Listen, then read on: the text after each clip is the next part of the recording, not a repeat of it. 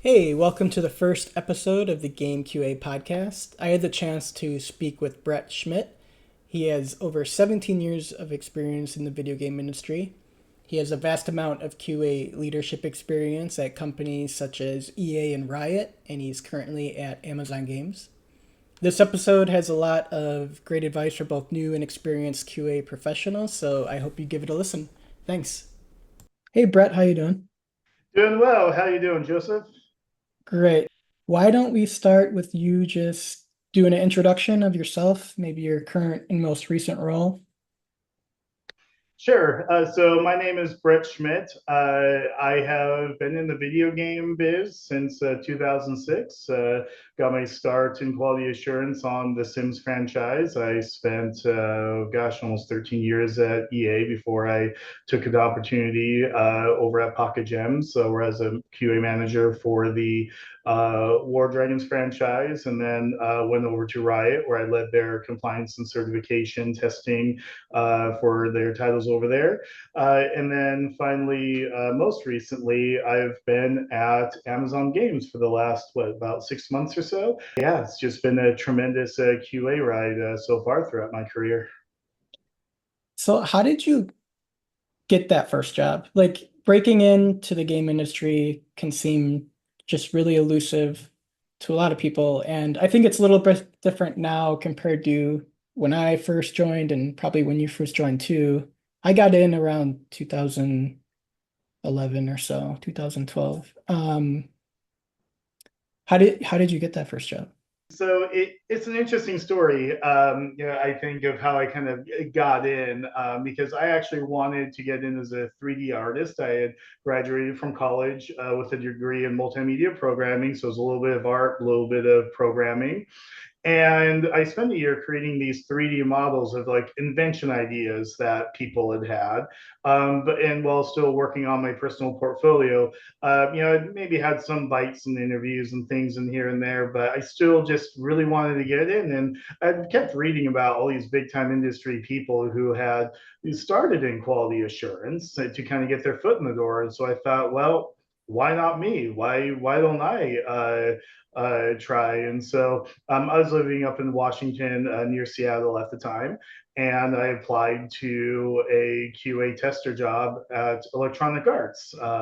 And so I, flew down, passed my interview, got the job offer, and I packed up all my stuff, moved out to the Bay Area. And I was only supposed to be there for 1 year for my contract, but one thing led to another, and well, I ended up being at EA for those 13 years, almost until I decided to move on. So, yeah, really just kind of breaking in the door. And I think also just a little bit of luck, especially since I had happened to have played some Sims here and there when I was younger, and they happened to be hiring people to do Sims QA. So it was kind of a perfect match that I already had some game knowledge to kind of talk about in my interview. I love The Sims. It was one of my first PC games growing up. Sims, Roller Coaster Tycoon, stuff like that. Oh, I love those kinds of games. Yeah, and I still play Sims every now and again too. A lot of great memories of The Sims. It's funny you mentioned luck. Luck, unfortunately, can be a pretty big determining factor. Just applying at the right time, or just it's hard, especially now. Yeah. The Oh, industry is going definitely. through some stuff. Yeah, no, I agree. And I mean, I know sometimes some people will say you kind of make your own luck. And yeah, I think there's some truth to that. But still, sometimes though, just things need to fall the right way. And when it happens, you just got to be there to seize the opportunity. Yeah. So I love that you've been in QA for as long as you have. I think earlier on in the game industry, QA was definitely seen as a stepping stone, and people didn't really want to stay in QA. You use QA to get in, and then you get out to design wherever you want to go. I think it's changed a lot, luckily, in the past, I don't know, 10 years or so, where QA's at most companies becoming a viable career path, which is amazing. What do you love most about working in QA? What's making you stick to that discipline?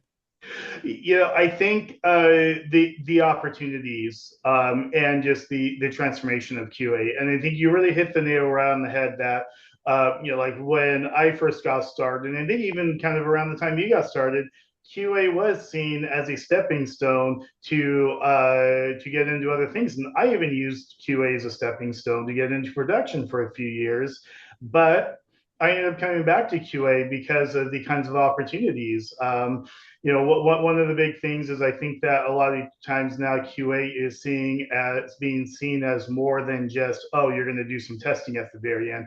Now we're seeing quality assurance start to get baked in, as we kind of say, shifting to the left, getting quality processes on the development team, getting QA involved at the design level, and even at the tool level, testing game tools and providing feedback and kind of doing the QA thing on there. I think that's really gone a long way to kind of what QA is capable of. And so for me, is really just kind of being able to be along for the ride, being able to be a part of leadership that's been able to help drive those transformations and everything and really evolve QA.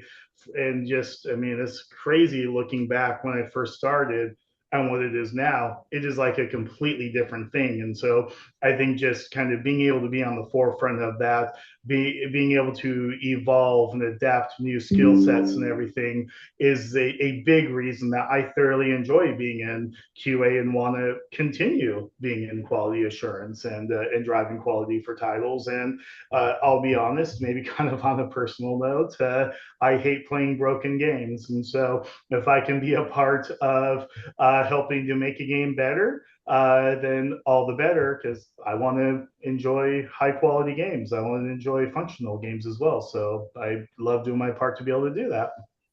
Yeah, your passion is evident. I love your passion. I could hear it. And especially games are more complicated now than they've ever been. So that shift left is so useful and necessary, in my opinion, just getting QA involved earlier, getting QA more technical skills, more involved with engineering to figure out testing tools. And yeah, it's so helpful. I love trying to dig into that stuff too. Um, and just working closely with all the different disciplines. And yeah, it's necessary now more than ever, I think, and it's just going to continue to go that way. It is very exciting to be part of that kind of change as we go. I like how you mentioned that. Oh, thank Um, you. Thank you. It's I think one of the things I've always felt is like the moment I'm done learning and evolving and taking on new things, then the industry is just going to pass me by, and it's time for me to get out because I'm going to have a very short shelf life if that time ever comes. yeah, always learning. We'll touch on that in a little bit, definitely. You moved from QA to production, you said? Yes, I did. I was a quality analyst on The Sims 4, working on their tools. And then I went over to Sims production for several Sims 3 expansion packs for a few years. So what benefits, if any, did you notice moving from QA to a producer role and then even from that back to QA? Do you have any like insights or examples of how maybe it was like beneficial to Oh, experience that? absolutely. And I'll try and keep this brief because I think you could almost do a whole episode on like on this subject. But I think for me, one of the biggest things was being in QA, and especially being on had since I've been on the Sims QA at that point for so many years. I knew what good looked like. And so when I went into production and when I was having features built, I knew how it was supposed to behave, what the consumer, the player was expecting. Other things like, for example, one would be in bug triage. Maybe there wouldn't always be somebody in QA present from the bug triage, so I can lean on my QA background to understand. Well, how is this bug going to be? How are players going to react to this bug that we see? What are the things that we need the QA team to investigate, and being able to ask those kinds of questions as well, I think was a very big part. also, I by that point had been very comfortable working with engineers, artists, animators, you name it. If they have a hand in developing a video game, I probably encountered and worked with them in QA. Going into production, it was the same thing. I need to lead feature development. I need to work with engineers to solve problems or artists to get creative on certain things. That also was a huge benefit, just already being comfortable working with those people from my time at quality assurance. When I went back to quality assurance as a manager, I think a lot of the big takeaways from production was just understanding the challenges being faced by the production and development team, why they make the decisions the way they do, why certain bugs may not always be fixed or things like that. Because I think, sometimes you might see a bug, oh, this seems trivial to fix, and they say, well, won't fix it. Well, there could have been a huge discussion and big underlying tech change that necessitates that bug. And that doesn't always kind of come through in some of the closing reports and everything. Understanding the software development life cycle, the pre-production to production, to the launch to the post-launch phase, and what the challenges the team are facing there and where they're focused on. That is also another big part of it. And I think a lot of that allowed me to be successful in working with my teams to help them understand the context of why did these things happen, what is it that we need to do, what should our priorities be, and everything. And I think just on so many levels it's been so beneficial, like, it's very complimentary. I think having a QA background, going to production, and even coming back into QA. Yeah, I loved how you went back to QA. Yeah, I know a lot of producers who started out in QA, and I've heard from producers that being in QA made them better producers. So it makes total sense. Do you have any fun stories or maybe cool wins or just games you worked on that meant a lot to you that you could share? Obviously, without breaking any NDAs or anything like Oh, of that. course. Just a cool story or something. Yeah, I will say I had the opportunity to lead EA's Madden NFL Core 2A efforts for a couple of years, and it was awesome. I had a really fantastic and very passionate team that they were all football junkies, and I'm kind of a football junkie too. So being able to be in that environment, being able to kind of mix quality assurance, which is a passion of mine, and football is a passion of mine, and put them all together was just a really fun time. But then beyond that, being able to be a part of some team transfer formations, where we had introduced analyst roles onto my core QA team, that had been a brand new thing for the type of team that we have been on, or even bringing in new methodologies like risk-based testing and really becoming data savvy and everything. That also just was really awesome, and I just felt like I grew so much in working with those teams and everything. And I'll say also, I do always have kind of a soft spot for The Sims. I think I probably spend what about almost 10 years, probably about eight to 10 years of my career, like working on various Sims titles. And so I think, that's kind of where I really cut my teeth. And the teams, I mean, they were awesome, super supportive, really passionate about the games that they're making and everything. And so, so I think there's, a lot of great memories and everything, and really a lot of great connections of people that I still talk to every now and again too. So, yeah, I think those are some projects that I really have a lot of memories of that are, that I'll always take with me.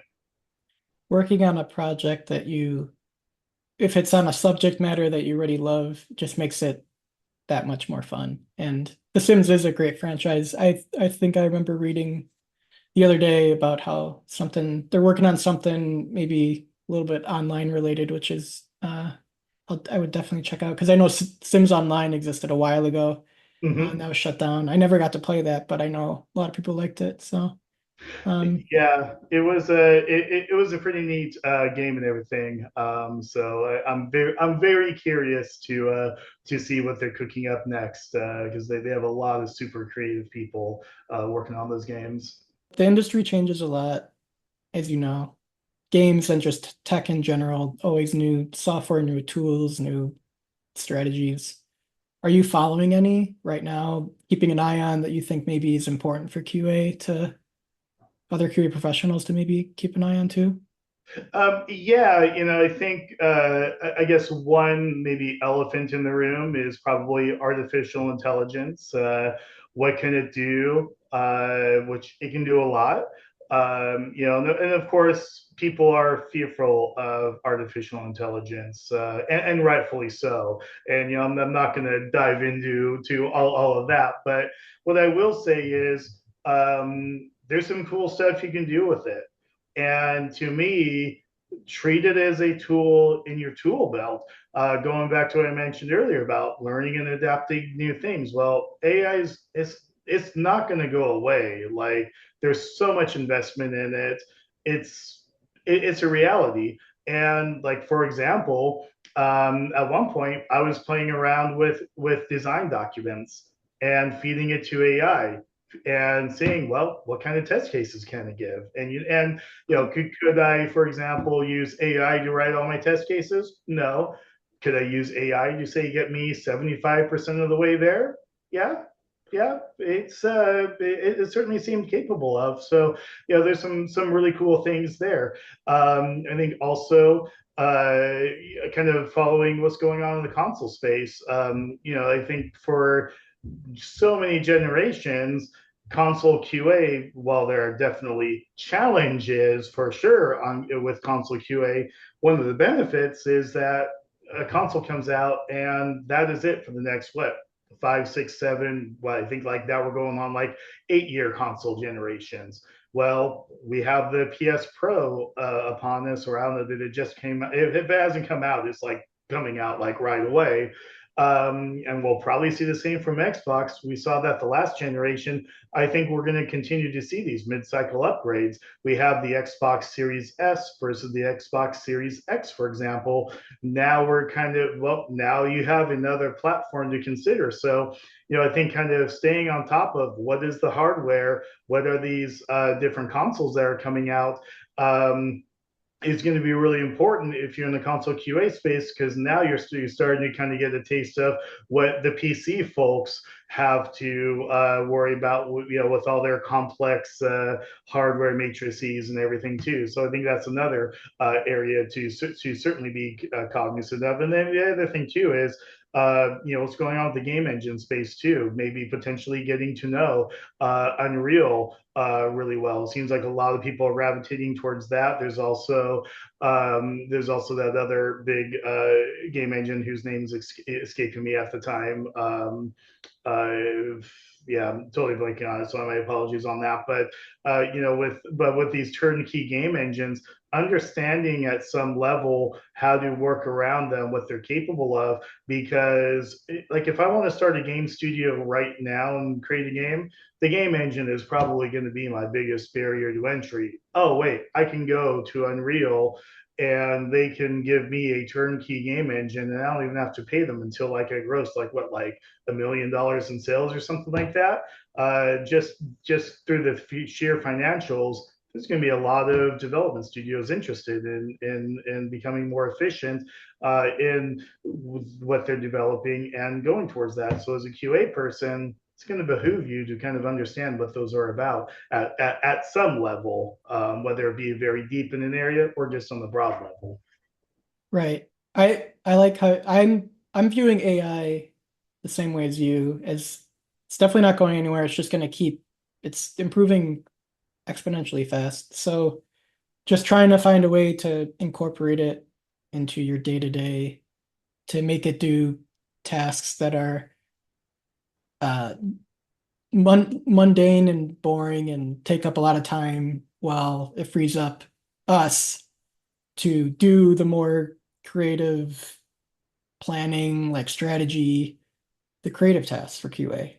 I've messed with it a little bit, kind of like you, I've never tried feeding it like a Confluent stock though. I'm curious. I might try that and see what happens. But I've done it for like organization stuff, like dump in like in a chat GPT type AI model and like dump in a bunch of data and like just have it organize it for me.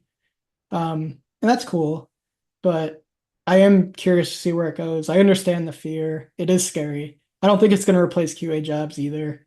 I think you just people, QA professionals will just in games and just the broader software world will just have to adapt and just kind of like how automation was. Just it Mhm. didn't take over manual testing jobs. It just there's automation jobs and there's manual QA that use automation. Like it's just part of what we do now. So I think that's how it's going to go. Yeah, I think that's a great point though about like it hasn't really taken these jobs, but it's shifted.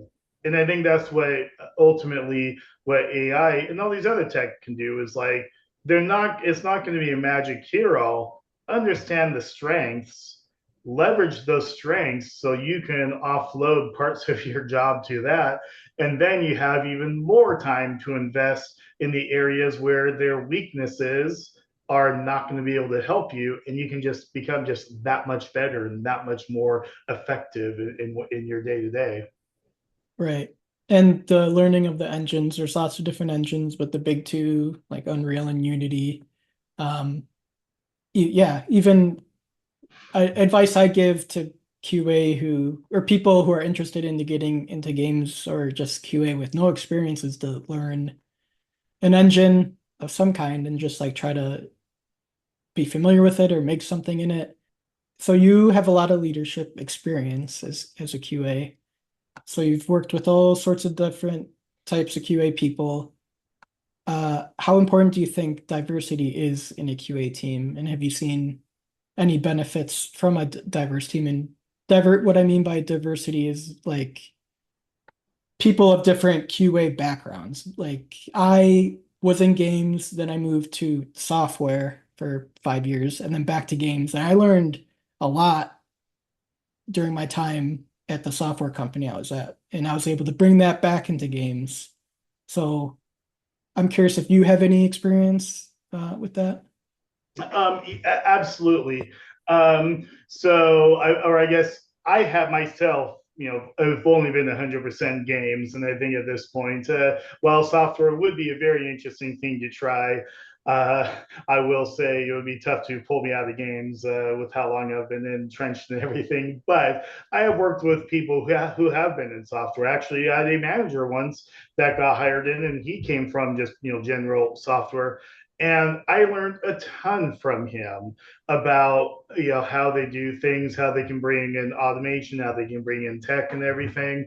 And so it was just really fascinating to be able to learn that. And I would say like somebody who exhibits great quality assurance, fundamentals, if they're in software, they can still have a great home in games. And I feel like vice versa, because games are incredibly complicated to build, and especially when you have client server, you've got the whole online component aspect of it. I mean, you've got a lot of things going on, and so. And then even just general diversity of your team, I think just the different viewpoints, I think is just where that can just help so much, because if you've been in games or if you're around the same kind of group of people all the time, you're going to get those blinders. And to me, getting those blinders can almost be like a death knell for a QA team, because now there's going to be obvious surface level things that nobody notices, or they maybe just don't have the knowledge to be able to understand and call out. And I've seen instances where people, like if we want to talk about diversity from a cultural aspect, I've seen bugs go in where people are like, hey, this text here or this imagery here, people of this kind of background, they're going to have concerns with it. We should do something about it. And so like those are instances where we definitely are able to help improve not only the quality, but also we can reduce any legal risks. We can also create a more inclusive atmosphere so that people are going to want to play the game and say good things about it. Talking about from the overall, hey, going from software into quality assurance, well, you're going to certainly notice aspects of like the pipelines. You're going to, because you haven't always been around games, and especially if you're not like a hardcore gamer, you're going to notice things with the gameplay. You're probably going to start asking questions that, sure, maybe to a seasoned veteran, they might seem like trivial questions, but they're actually really good questions. And I've seen them get asked because now you're talking about, like, now you have a great use case of somebody who's not always your prototypical audience, and they can bring a perspective that nobody else in your team is going to be able to bring in.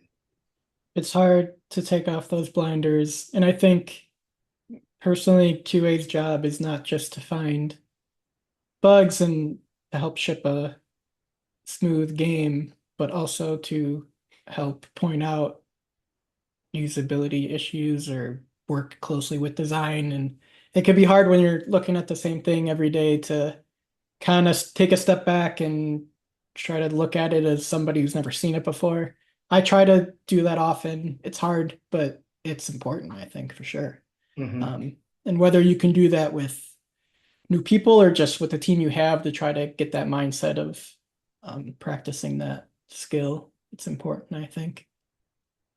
So we talked about breaking into the industry a little bit earlier, but what kind of advice would you give someone who has zero QA experience and then want to get into QA because they think it's interesting or they want to use it as a stepping stone if they have other aspirations? But what advice would you give someone to try to who wants to get into games? Sure. So I think, one thing is, I think having an inquisitive kind of approach, I think is really, really important. And you don't have to be like, you can QA a game that's released. I mean, let's be honest, not every single bug is going to be fixed. Even games as simple as Super Mario Brothers are riddled with bugs if you know how and where to look. So just start kind of like try to break your game. Try to think like, oh, hey, the game designer wanted me to do this. Well, what if I do this other thing? If you find a problem, get used, try to see if you can get it again. And you can kind of do some of these things to help kind of prepare you for that first QA interview. I've interviewed numerous brand new people who are who have never been in quality assurance before for entry level QA jobs.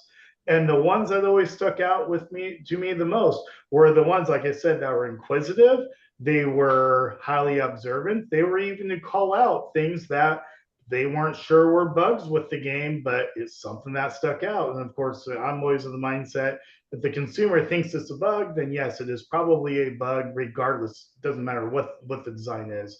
The other thing too is being willing to just have an open mind and just learn and just learn and learn and learn and just read up online around what the latest industry trends are under and kind of because uh, typically the people who are usually kind of get into a lot of QA jobs and a lot of the people are interviewing oftentimes are pretty hardcore gamers at some level. Maybe they aren't because they're have other responsibilities and everything, but at some point in their life they played a lot of video games and they're highly passionate about them. And so bringing that passion into your interview and everything, and if you're having a hard time getting interviews, try building your own stuff. Like being able to build your own video game has never been easier or cheaper, and it only continues to get easier and cheaper. So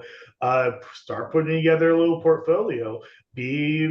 Talk about things and bugs that you've found and how you've resolved. Talk about the root cause of them. And so I think those are some things that I think can definitely kind of help you. I think we've also seen the industry kind of shift where now a lot of the entry level jobs are kind of at the large, like kind of offsite vendors and everything that a lot of the studios will partner with. And so, chances are these jobs that are going to be at, they say, like in Electronic Arts or Ubisoft or what have you, those are probably going to be more for people that are kind of more seasoned. So you might need to look at some of these vendors and everything to get your foot in the door and then kind of grow from there to be able to get those kind of coveted studio jobs. Yeah, that makes sense. Or maybe depending, maybe smaller indie studios might Mm-hmm. take you on. But yeah, that's something I always look for too, is people who want to learn and ex are excited to learn. That always sticks out to me too. Um, and just the passion for games and just the QA process as a whole, trying like excited about knowing how things work. And there are things you can definitely do, like you said, with no professional experience. You could do things that is directly related to QA. Doesn't have to be video games, it could be software too. How what I always tell people who are interested in for this exact same question is like just pick your favorite game and like take a small part of that game. It could be like the options menu of the game and like make a test plan.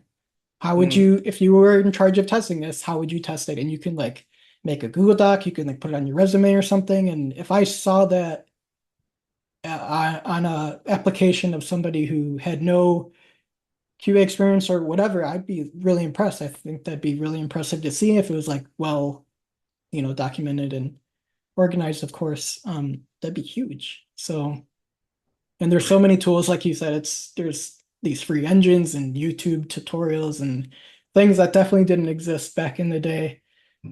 So yeah, Yeah, I would have killed for some of that, and back when I was younger. And but yeah, I think that but the idea though of building your own test plans and everything like is such a great one, and the communication. And I think that's really I think something you kind of touched on is just be you have to be very effective at communicating both verbally and written, and you have to be very succinct too because you're going to be expected to write bugs that very clearly communicate what's going on with as few steps and as little information as you can provide while still getting your point across, because developers might have to see hundreds of these things. People might go into a bug triage meeting and they might have to triage like 200 bugs in the course of like an hour or so.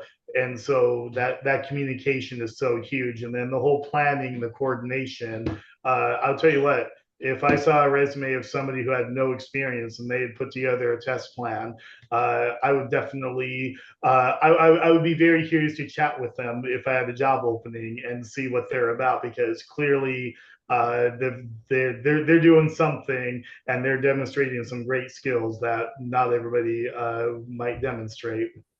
yeah, it's amazing, useful advice, truly. Um, People talk a lot about networking, as they should. It's really important, especially in games. Once you get in games and you've been here for a while, it definitely feels smaller than it did before. So making connections is big, not burning bridges is big. Do you have any networking stories? How has networking just influenced your career in QA, or has there been a time where that networking really helped you out, or maybe where you helped out somebody else? Definitely. I think the thing about networking is the industry is small, and it honestly, I didn't really believe it. It took quite a while for me to be in, and then it hit me. Yeah, wait a minute. All these people I know are working at different companies. I think where the networking can really help is, if you're like when you're looking for new opportunities, you've got somebody on the end that can give you an internal referral that's almost guaranteed to be seen by somebody, by the recruiting team. You've also got the various industry events like GDC and everything. It's a great opportunity to meet new people that you've never met before, and you're going to all have a common bond of, well, you're one, you're making video games. Two, you're in quality assurance, and so a lot of QA people really like to, kind of support each other. Is something that I've really noticed. But I think one thing networking though that can be overlooked is sometimes at these huge companies there's a lot of internal networking that you might want to do within the company that you might do outside the company, because when you're at a company like EA, that's how many, I don't remember how many, several thousand people that they have, but in a way it can almost be like you've got a collection of smaller companies all working together. So seizing any opportunities for any like cross company events or QA wide uh, um, collaborations or this or that.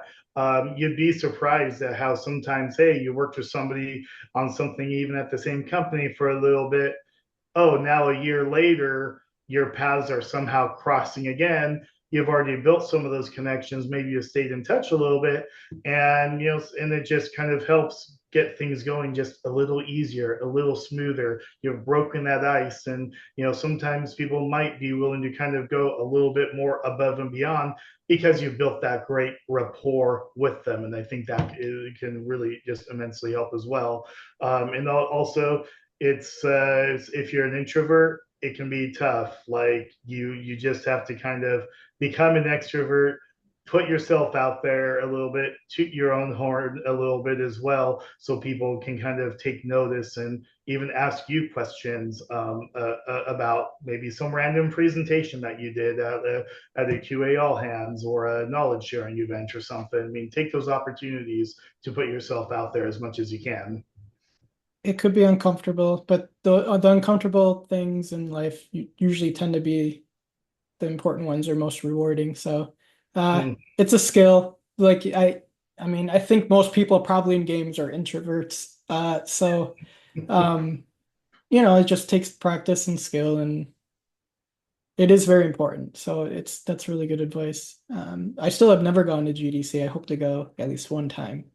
Um, I know it's just a little expensive, but there's other there's online uh conventions, and there's Mm-hmm. there's stuff everywhere. You could do a local meetup, local game jam, or like something. There's always something to do. So just seeking that out, yeah, it's important.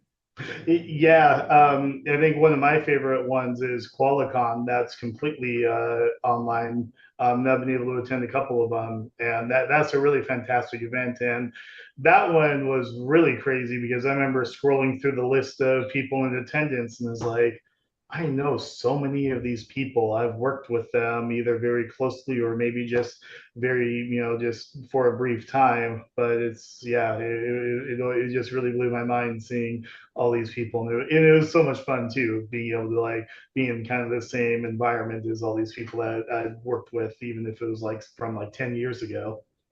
Qualicon is cool. I became aware of that, I think, earlier this year. So I've been in my downtime, checking out some panel videos, and there's a lot of great stuff, and it's all focused on QA stuff. So it's amazing.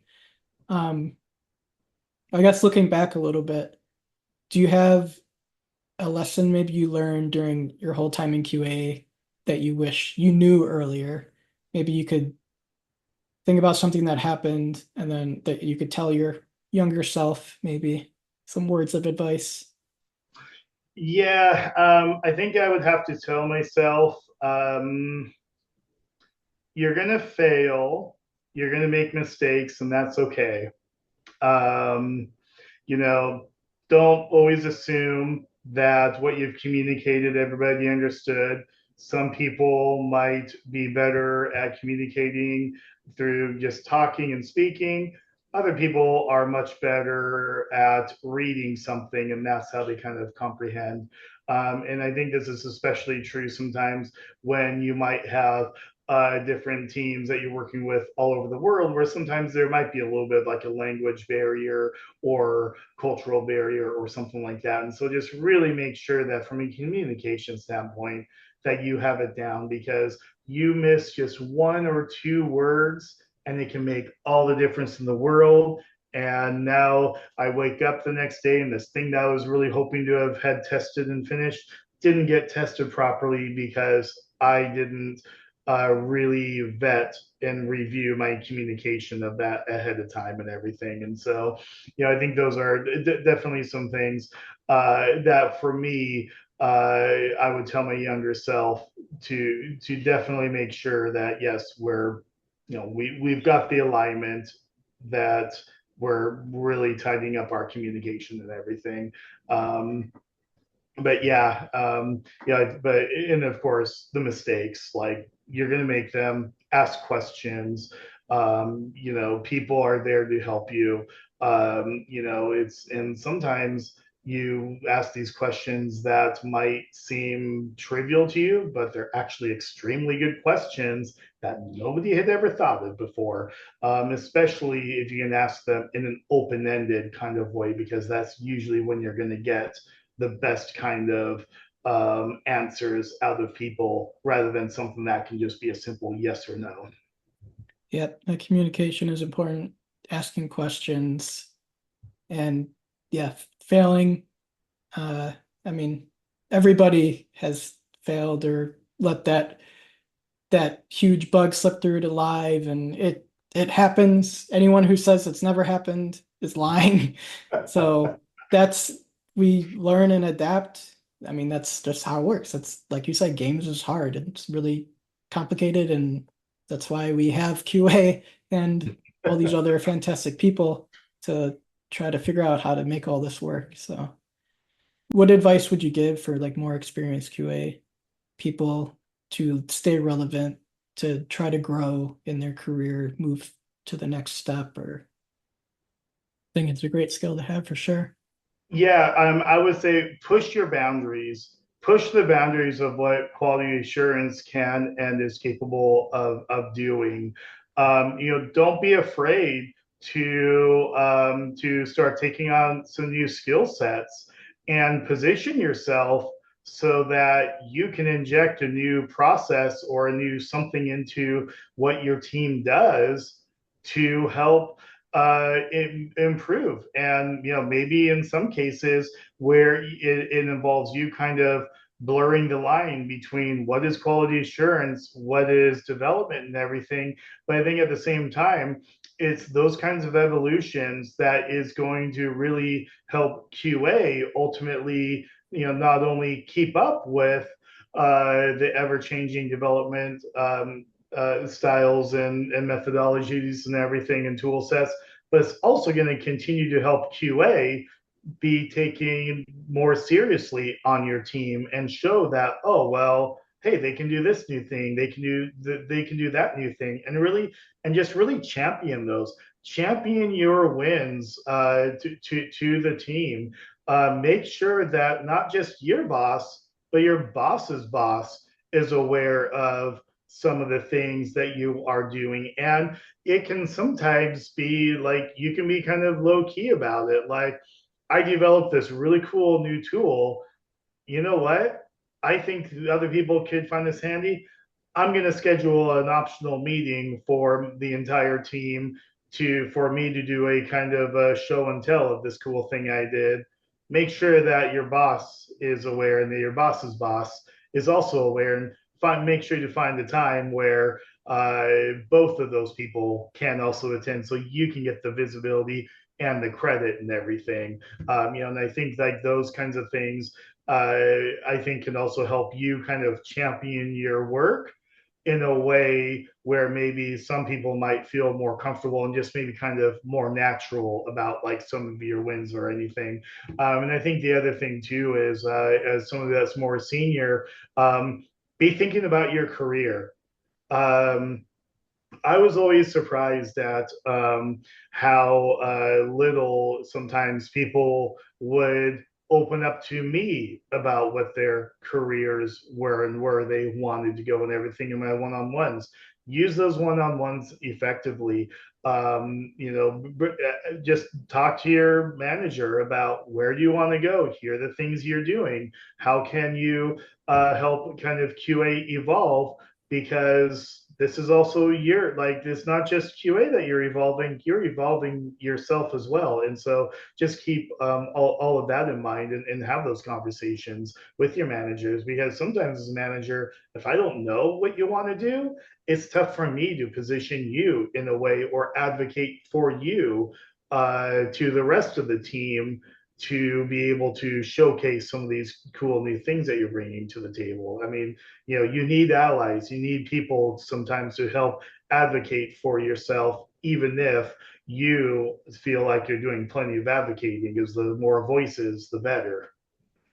That's fantastic advice. If you want something to happen, you gotta chase it. You gotta make it happen. You gotta seek that out. You're not gonna get just handed a promotion because you've been at a company for 6 years. Like it Mm-hmm. might, but some companies don't operate that way. So, just keep trying to learn and grow and advance your skills and helping yourself, but also helping the team as a whole, helping other people too on your team, mentoring, and it's all really important and it all ties together. So yeah, I think that's really great advice. I Thank you. guess to wrap it up, this has been a great chat. What kind of games are you currently playing for fun? Oh boy. Well, let's see. So, of course, I alluded to a big football fan. So, I'm playing a lot of NCAA football, having a lot of fun with their team builder, making customized teams. I built a new computer pretty recently. So, now I'm really able to get into Baldur's Gate 3. Big fan of those kinds of RPGs and just having so much fun going through that game.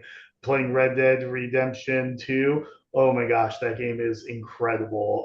I can't believe how amazing that game looks. And that game came out a while ago, and I think it's still one of the better looking games, too. So those are some of the ones that have kind of really caught my attention, which I know maybe some of them aren't the most recent games, but they're definitely new to me. So yeah, but that's the kind of game where I am. Is I really like a lot of the strategic kind of games, and I'm a big Final Fantasy fan, so of course, I went out and I played Final Fantasy 16 the moment that it came out and everything. And yeah, so yeah, that's kind of what I'm playing these days, and I'm looking forward to finishing those and figuring out what's next on the ever growing backlog to get through.